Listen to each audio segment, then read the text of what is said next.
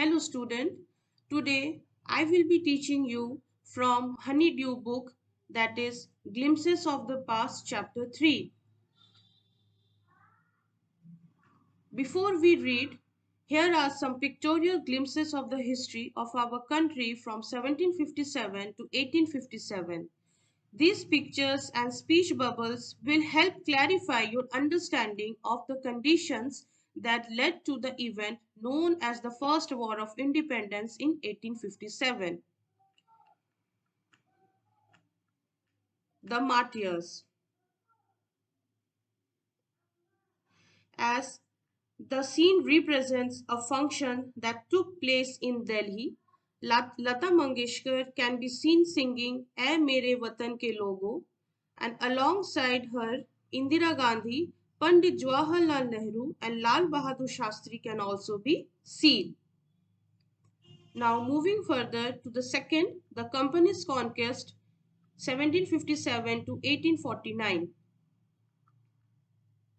The year 1757 bears the mark of being an important year in Indian history.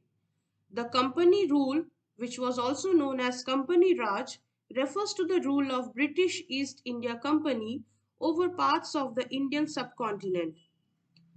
The East India Company was a private company which was owned by stockholders and reporting to the administration in London. The company came into India and set up a few factories at different places. However, the company's beginnings on coastal India offered no clues to what would become of a lengthy presence on the Indian subcontinent. But slowly and gradually, they began expanding and extending their dominance in India. One of the reasons they were able to do so is that they possessed superior weapons. Secondly, they took advantage of the prevailing disturbed circumstances among the Indian rulers. And the Indian princes were not at peace among themselves. Indian princes, however, were short sighted, which means they only considered immediate benefits but ignored its long term consequences. So, they took help from the English merchants to be able to defeat their rivals. This helped the British East India Company in successfully taking over control from the Indian rulers, and the British adopted the divide and rule policy. Amongst all the short-sighted Indian rulers, there was one ruler of Mysore, Tipu Sultan, who understood their policy and fought against them till his last moment. The Indians, however, had varied opinions and reactions. The first set of people were very happy with the Britishers and were also grateful because they thought peace could finally prevail. They thought it put an end to war and looting by thugs. On the other hand, people saw what was actually happening. They knew that even if some of the princes were cruel, they were at least of their land. They had realized that they were now slaves of the English men.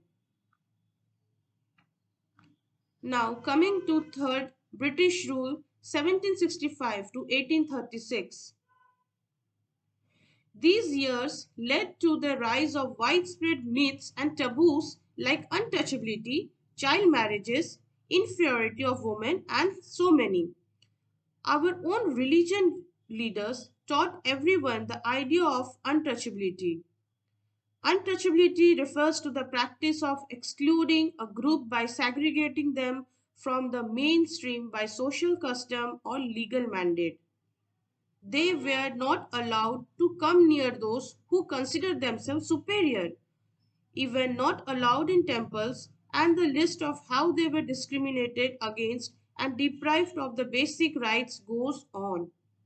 The religious leaders even preached that people, whoever cross the seas, will no longer belong to their religion, and women were considered the root cause of a lot of problems like poverty and other miseries. This is the reason why teenage girls were forced to marry, thereby leading to child marriage. These practices were not only being done but were also being promoted. So the Britishers started looking down upon Indians and initiated brainwashing the rulers against them. They alleged that Indians were not worthy of trust and incapable of honesty. This was a way of making the natives slaves and getting control over them. Not only this, the British merchants levied heavy taxes on the poor farmers in greed of immediate profits. As a result, the farmers had to give up their lands. If this was not enough, they even threatened the farmers to imprison them if they did not clear their arrears. They continuously found ways to exploit the people and earn profits. For example, the goods manufactured in England were being imported to India and no import duty was levied on them. The England produce was sold at high prices, whereas the Indian produce was taken away at much less prices, increasing poverty and the misery of farmers. Not only this, such policies of the British East India Company destroyed the Indian industries. Small businesses and individual artisans were ruined. All this results in famines or extreme scarcity of food. Approximately 15 lakh Indians starved to death between 1822 and 1836. Now, coming to fourth, Ram Mohan Roy, 1772 to 1833. Raja Ram Mohan Roy was a well educated man from Bengal. He was one of the first to realize that there was something wrong with our country. He was of the belief that Indians must not consider themselves inferior or look down upon themselves. He believed that our ancient culture was great and the people were destined for greater achievements. So, according to him, the first step was to change the society by abandoning the prevailing superstitions. It was the root cause of all the problems.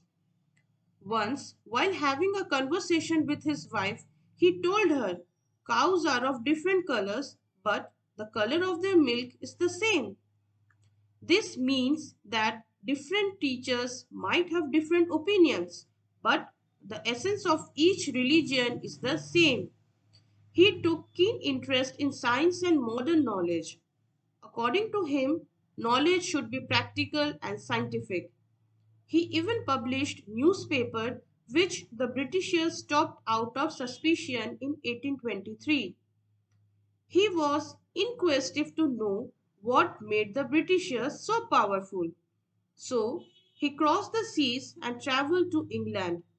There he is known to tell Britishers that we as a nation accept their rule.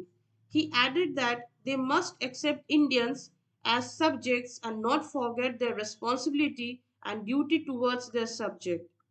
Raja Ram Mohan Roy is known for his efforts to abolish the practices of sati and child marriages. So, student, today we are ending our class up to here, and from next day we will start from number 5 operation 1765 to 1835. Thank you.